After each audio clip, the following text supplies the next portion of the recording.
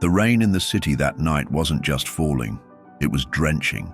It was the kind of rain that makes the headlights feel useless and the streets look like polished black glass. Honestly, I should have called it a night 2 hours ago. My bones ache more than they used to, and driving through this downpour feels less like work and more like an act of stubborn old man defiance. But the app buzzed, a high-priority ping from a part of town that usually meant a hefty surge fare. You don't turn down money when you're my age. You take the blessing and ignore the pain in your knee. The pickup was outside a place that looked like a very expensive ghost, a high-end, unmarked bar with a discreet, glowing logo that only hinted at the kind of money being spent inside. I pulled up, and the door swung open, splashing light onto the sidewalk. Out stepped a woman. She wasn't dressed for the rain, but for the life she'd just left. A deep emerald dress, the kind that whispers instead of shouts, and a coat draped over her arm. She looked like she was fleeing a fancy party, not just leaving one. Her face, framed by dark, wet hair, was striking, the kind you forget the moment you look away, but can't quite place why you were staring in the first place. Not beautiful in the movie star way, but intense, haunted maybe. She slid into the back seat of my old Crown Vic, a classic I like to call it. It's got the roominess that the new cars just don't, and it's seen more secrets than a confessional booth. The air shifted immediately. It went from the smell of damp leather and old coffee to a sophisticated, sharp scent, jasmine and something metallic like rain on asphalt. "Thank you," she said, her voice low, almost husky, like she hadn't used it much that night. "It's terrible out there." "It is, ma'am," I replied, glancing at the navigation. Headed downtown, address confirmed on the app. She leaned forward then, and this is where the ordinary night turned. She didn't look at the rearview mirror. She looked directly at the back of my head, a focused intensity that made the hair on my neck prickle. "Before you drive," she began, and her voice dropped even lower, "I need you to do something for me. Please, turn off the app." I hesitated. Turning off the app, cancelling the ride. That's a big no-no. It breaks the rules, messes with the metrics, and honestly, in this neighborhood late at night, it raises all the old flags. I've been doing this job for 40 years. First taxis, now these apps. I've learned to trust the systems, especially the ones that keep you safe. "Ma'am, I can't do that," I said, trying to keep my voice steady and professional. "If I turn off the app, the ride isn't official, there's no record. And honestly, I can't take cash payments if the ride started through the service." I was reciting the company line, but I was also buying time. My eyes flicked to the side mirror, scanning the street. Nothing unusual, just the quiet of expensive isolation. "I know the rules," she countered, her tone not demanding, but desperately urgent. "I know how it looks, but you don't understand. I need this trip to not be logged. Not by the company, not by anyone." She paused, and I could hear her sharp intake of breath. The metallic scent in the car seemed to grow stronger. "I will pay you double the estimated fare. Cash. Right now. Just drive me to the address, and when we get there, I'll give you the rest. But please, Mr.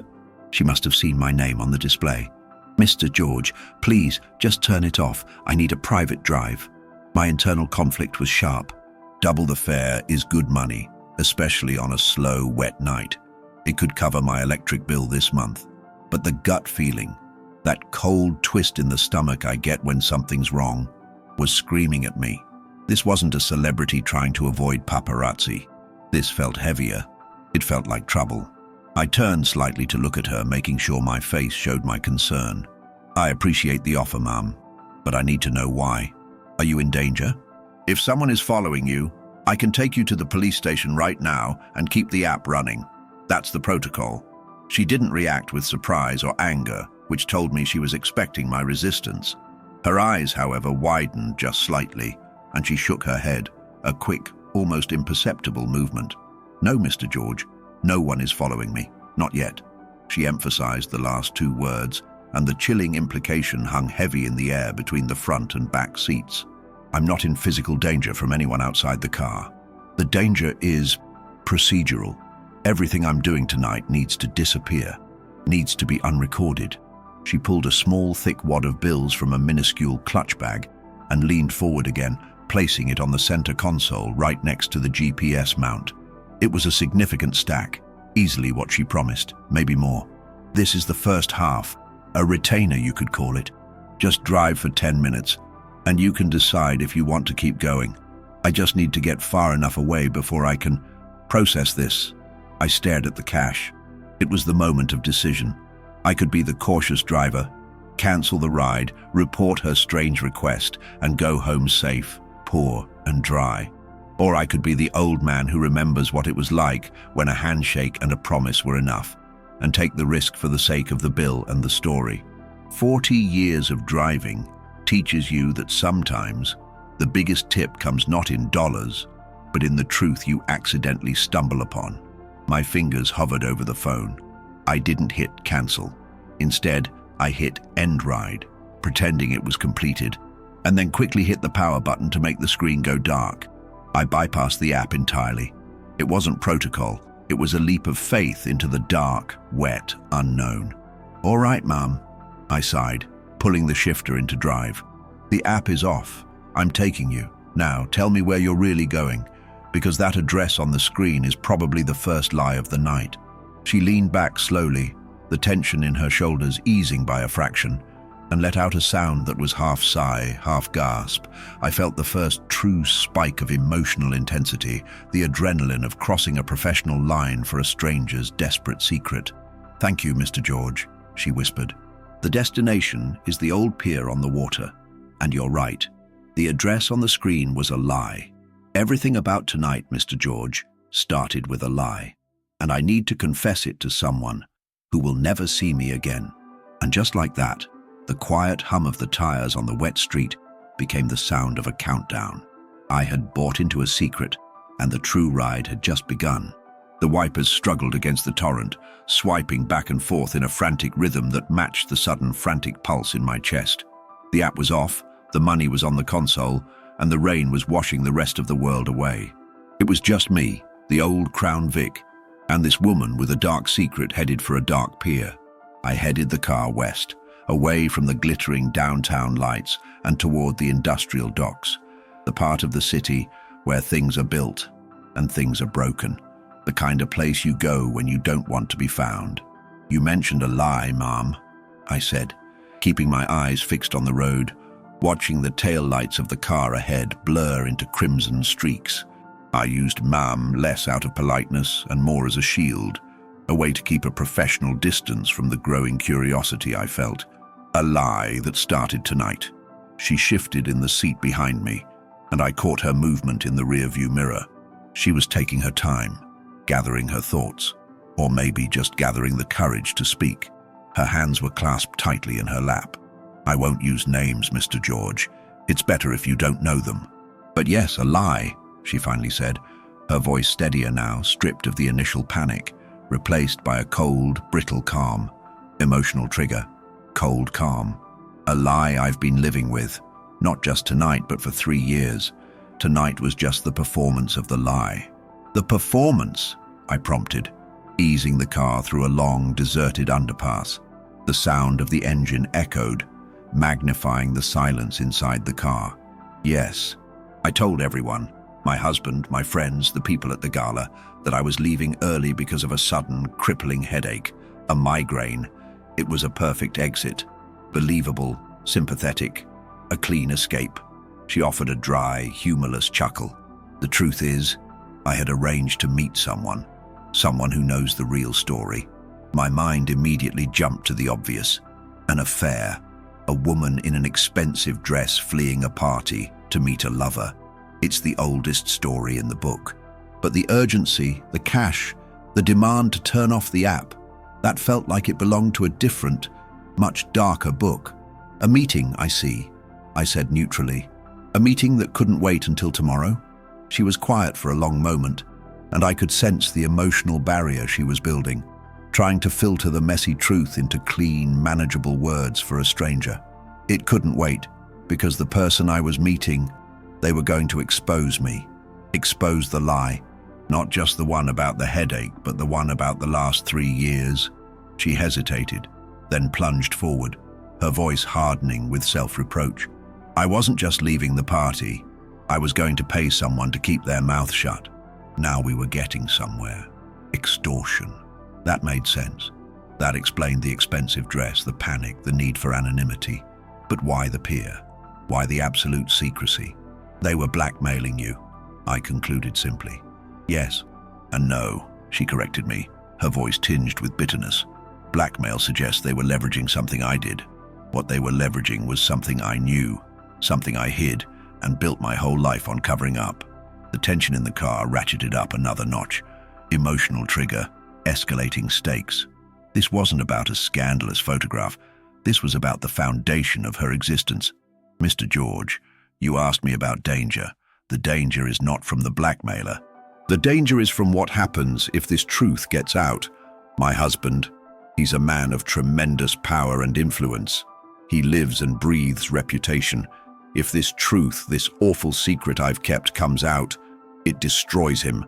And if he's destroyed, I'm destroyed. Financially, socially, utterly ruined. I slowed for a traffic light, watching the wipers sweep the road clean for a fleeting second. So, you were meeting to pay this person off, did you? She took a shaky breath. I did. I met him in the alley behind the bar. I handed him the envelope. It was enough to silence him for a year, maybe two. A temporary fix. A deep breath. But you're still panicking, I observed, noticing the almost imperceptible tremor in her shoulders. If you paid him, you should be relieved. Her response was chilling, delivered in a near monotone. The money wasn't enough, Mr. George. As I was walking away, he said something that told me he didn't just want money. He wanted to watch me suffer. He said, I still have a copy of the files. I'm going to leak them anyway, just not today. I want to see you sweat first. A cold dread settled over me. This man wasn't a professional criminal. He was vindictive, and his threat meant the lie was going to unravel, no matter how much money she threw at it. And what are these files, ma'am? What do they contain that is so destructive? I asked, my voice barely above a whisper. She waited until I merged onto the waterfront highway, where the streetlights were scarce, and the dark water of the bay was barely visible through the misty rain. They contain the proof that my husband... She paused, and the weight of the confession made the air thick. Emotional trigger, deepening despair. The man who is currently running for state senator, the man everyone believes to be a perfect pillar of the community, is involved in something far more terrible than any political scandal. They contain the proof of a death that happened 3 years ago, a death that we both successfully covered up. The car was silent again, save for the wipers and the persistent rain. This wasn't just a confession, it was an admission of a crime. My hands tightened on the steering wheel. The professional line I crossed was now a chasm. I had turned off the app for a criminal. The adrenaline was no longer a spike, but a steady, heavy hum of realization. The word death hung in the air like smoke, acrid and suffocating. I kept driving, the lights of the highway receding as we approached the quieter, older part of the waterfront. My training, all those years in the driver's seat, kicked in. You hear a lot of things, but usually it's just drunk ramblings or domestic squabbles. This was different. This was real. This was a confession to a capital crime. Ma'am, you need to be careful what you say, I warned her, the sound of my own voice sounding strangely loud in the quiet cab. I'm just a driver, but what you're describing, that's serious. Are you sure you want to tell me this? She leaned forward again, her breathing ragged, the sophisticated scent of her perfume now mixed with something sharper, maybe fear. Emotional trigger, sharpened fear. I have to, Mr. George. I'm standing on the edge of a cliff. I told you I needed to process this with someone who will never see me again. You are that person.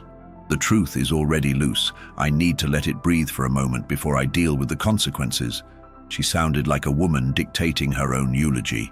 3 years ago, she began, her voice dropping to a near whisper, we were celebrating. My husband had just secured a huge contract, the one that put him on the trajectory for this Senate run. We had been drinking heavily. I was driving. We were on a winding country road, heading back to our estate late, maybe 2 a.m. The rain was like this, blinding. I found myself gripping the steering wheel tighter, my knuckles white. This was the moment of the collision, the central tragedy. I didn't see him, she continued. the words coming out in painful staccato bursts. He came out of nowhere, a young man walking on the shoulder of the road. No reflector, no light. I swerved, but it was too late. There was a sickening thump, the sound. I will never forget that sound. She stopped speaking, and the only sound was the incessant drumming of the rain. I could visualize the scene perfectly. The rich couple, drunk, the sudden impact, the darkness, the horror. "We pulled over," she whispered, her voice cracking. We ran back. He was clearly gone. Too much damage. My husband, he was panicked, shouting. I was frozen. I remember looking at my hands on the wheel, seeing the blood, and realizing our lives had just ended. What happened next, however, was the real crime, the choice that turned an accident into an atrocity. "We should have called the police, Mr. George. That was the only right thing to do. An accident. Terrible, but an accident." She let out a sob, a quick, stifled sound that conveyed a universe of regret. But my husband, he saw his future flash before his eyes. The contract, the reputation, the political ambition, he wouldn't let it go. He looked at me and said, "If they find out you were driving, you were drunk, and we ran, it's over. For both of us." And then he did the unthinkable. "What did he do?" I asked, barely breathing. We were driving past old warehouses now, the air smelling of brine and rust. "He moved the body," she confessed, the phrase heavy with shame. "He carried the young man off the side of the road and down an embankment, hiding him in a thicket of brush. He wiped down the car, scrubbing at the bits of evidence. He forced me back into the driver's seat and told me we were driving home and that we would never, ever speak of it again. He made it clear. Emotional trigger, manipulative control. This is our secret, and it's the price of our life." I felt a sudden, powerful surge of righteous anger, not at her, but at the husband, the man of ambition who chose power over basic human decency. "And the identity of the young man?" I pressed. "We didn't know then, but we found out later. A college student from the area reported missing a few days later. The blackmailer, the man I just paid, was the student's older brother. He had been suspicious for years, digging, looking for clues. The emotional intensity was now a steady, agonizing pressure. The guilt, the fear of exposure, the weight of the murder she helped cover up. It was all pouring out. The lie wasn't just about a headache. It was about the death of an innocent boy and the preservation of a political monster. "Wait," I interjected, slowing the car as the road narrowed toward the pier. "If the blackmailer is the victim's brother, why did he take the money? Why didn't he go straight to the police with his proof? Revenge would be sweeter than money." She laughed, a dry, unsettling sound. "That is the question, Mr. George. That is the part of the truth that makes my blood run cold. He didn't want money to stay silent. He wanted it to fund the final public blow.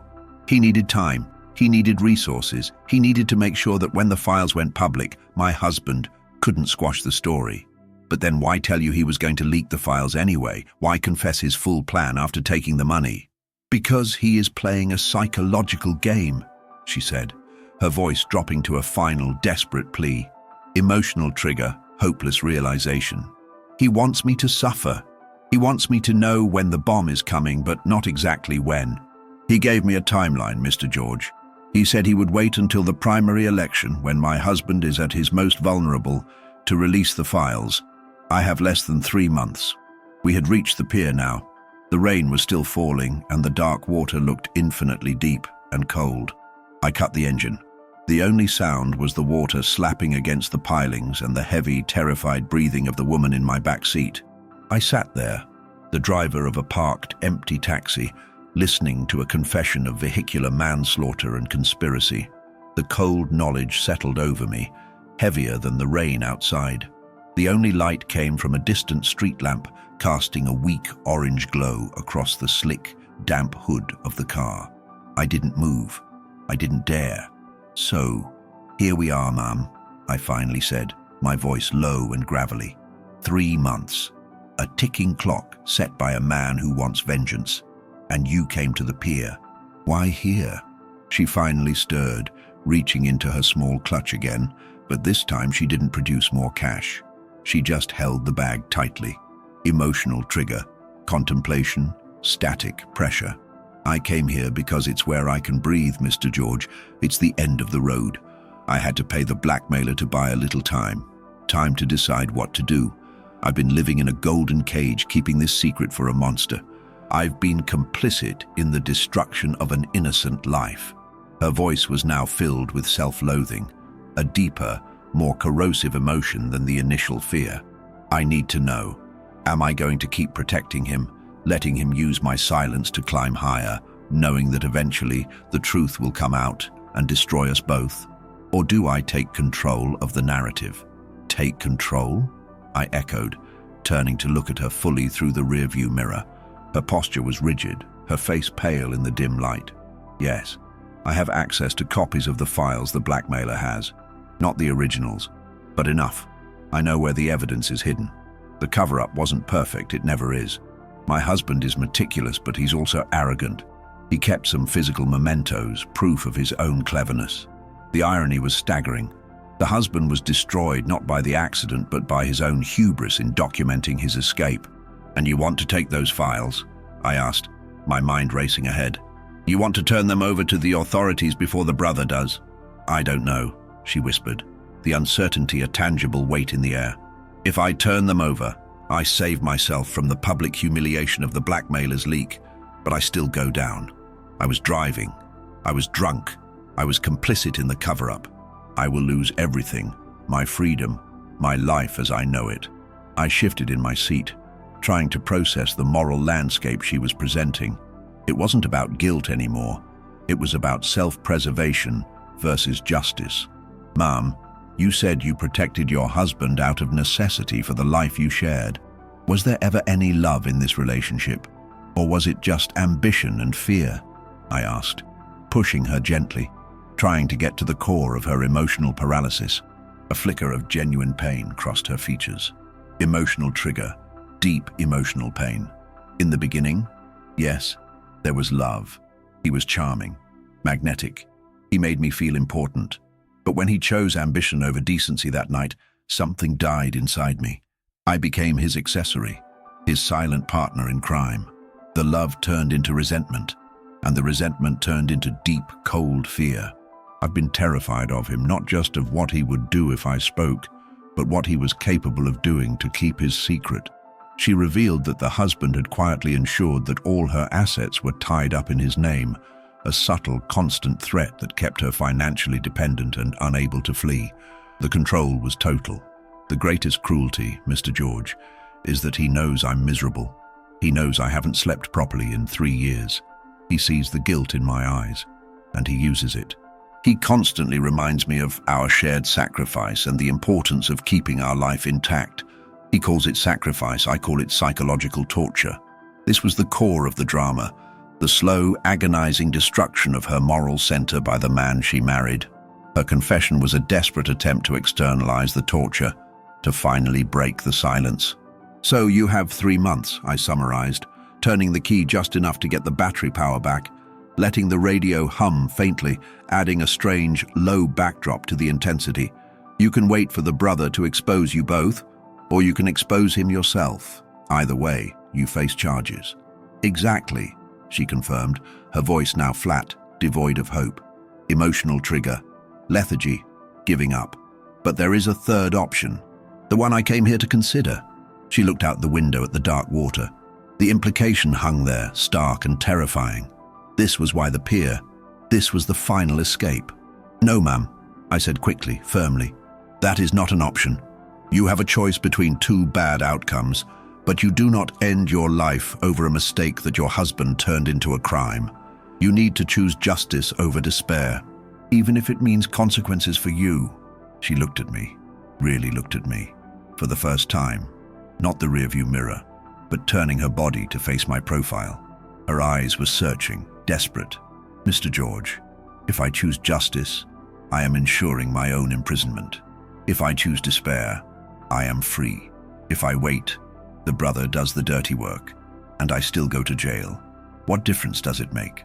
I took a deep breath, knowing this was the critical moment of emotional pushback. It makes all the difference in the world. If you turn yourself in, you're not fleeing, You're not despairing. You're confessing. You're taking back control from your husband and the blackmailer. You're choosing to do the right thing for that young man you killed. You stop being his silent accomplice and you start being the only voice of truth. My words seemed to hang in the air, challenging the overwhelming lethargy that had settled over her. The silence stretched, filled only by the wind rattling the old pilings of the pier. I didn't press her. I had given her the moral compass. Now she had to decide if she was willing to navigate by it. Slowly, almost painfully, she reached for the wad of cash on the console, the money she was supposed to use to buy silence. She didn't put it in her purse. Instead, she folded it neatly and placed it in the shallow ashtray compartment. "You're right, Mr. George," she said, her voice stronger, laced with a fragile yet undeniable sense of resolve. Emotional trigger, fragile resolve. Despair is just another form of running away, and I've been running for 3 years. If I'm going to go down, I need to do it as me, not as his accessory, and not as a coward. The change was profound. It wasn't happiness or even hope, but a fierce, desperate reclaiming of her own agency. The decision to accept the consequences, however dire, had given her a measure of peace. "What do you need to do now, Mum?" I asked, keeping my voice calm. "Do you need to go to the police station, or do you need the files first?" "The files first," she stated immediately. "If I go to the police without the solid evidence, my husband's lawyers will discredit me within hours. They'll claim I'm unstable, a disgruntled wife trying to sabotage his campaign. The files are everything. They are the proof of the cover-up, which is a worse crime than the accident." She pulled out her phone, a sleek, expensive model, but kept the screen dim. "The evidence is not at our estate. He wouldn't risk that. It's kept in a safe deposit box at his campaign headquarters, ironically, the one place he thinks no one would ever suspect. It's protected by layers of security. The new objective was clear: break into the campaign headquarters, retrieve the evidence, and take it straight to the police. It was a movie plot, but the stakes were terrifyingly real. "I can't do this alone," she admitted, looking at me with a desperate plea. "I need someone to get me close, someone to wait for me, someone who isn't logged, who doesn't exist on paper, someone like you, Mr. George." I felt the adrenaline surge again, but this time it wasn't fear. It was the sharp, exhilarating rush of committing to a moral cause. I was 40 years past the age of playing hero, but listening to her story had pulled me into the moral gravity of it. "I'm not a getaway driver, Mom," I said, a faint, dry smile touching my lips. "I'm just an old man driving a taxi. But you're right, I'm not logged. And I'm in this now, aren't I?" She returned the faintest of smiles, a flicker of warmth in the cold car. Emotional trigger, mutual trust. "Thank you, Mr. George. This is the plan. The campaign office is downtown in a high-rise. I know the security schedule.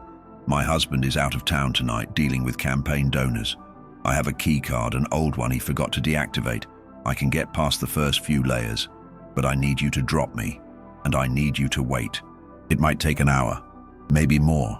She then began detailing the building's layout, the time the night guard takes his rounds, and the specific location of the safe. Her voice was rapid and clear, the fear replaced by the laser focus of a person executing a dangerous mission. The change was remarkable. She was no longer the victim. She was the protagonist of her own tragedy. I started the engine, pulling away from the pier. The car felt different now, no longer a tomb of secrets, but a vehicle for justice. We were moving back toward the city lights, toward danger.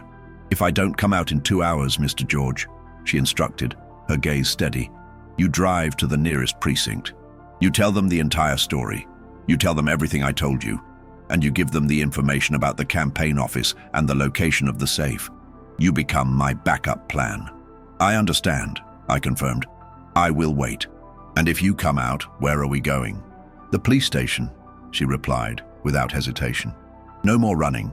We go straight to the precinct with the evidence, and I give them the full confession." The drive back was less about conversation and more about absorbed tension.